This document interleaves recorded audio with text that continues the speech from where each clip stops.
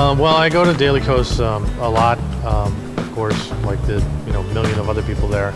But I started actually spending a lot of time on Atris's blog in the comment threads there. And how long ago was that? Oh, it'd be 2003, I guess. Wow, that's wonderful. Laughter, tears, whatever.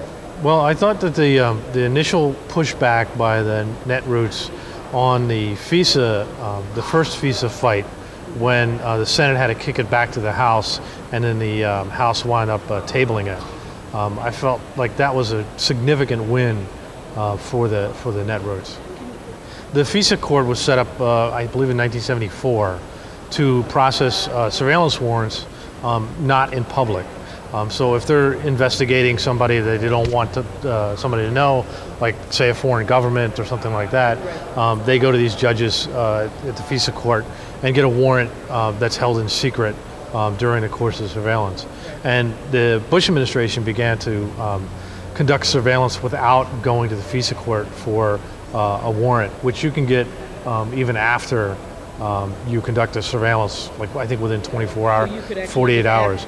Yeah, so they could have just gone and gotten them. And the court, I think in its 25 or 10-year history, had turned down like 4 requests from the government. So it's like pretty much anything the government wants, and any scrap of evidence they have against somebody, the court says fine. Yep.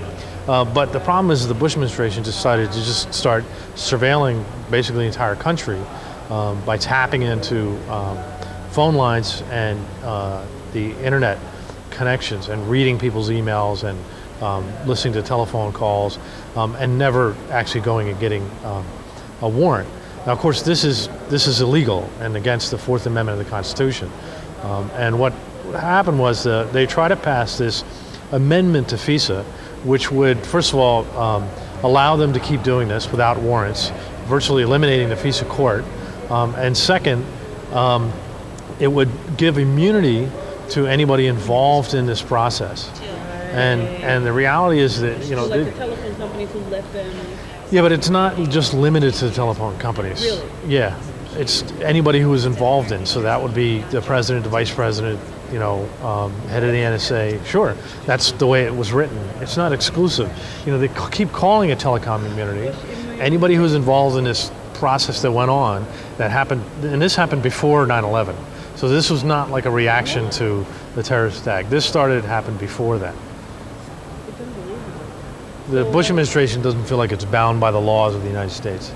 Yeah, it was quite happy. I mean, we wind up actually losing it just recently, but unfortunately, we did fight them for as long as we could.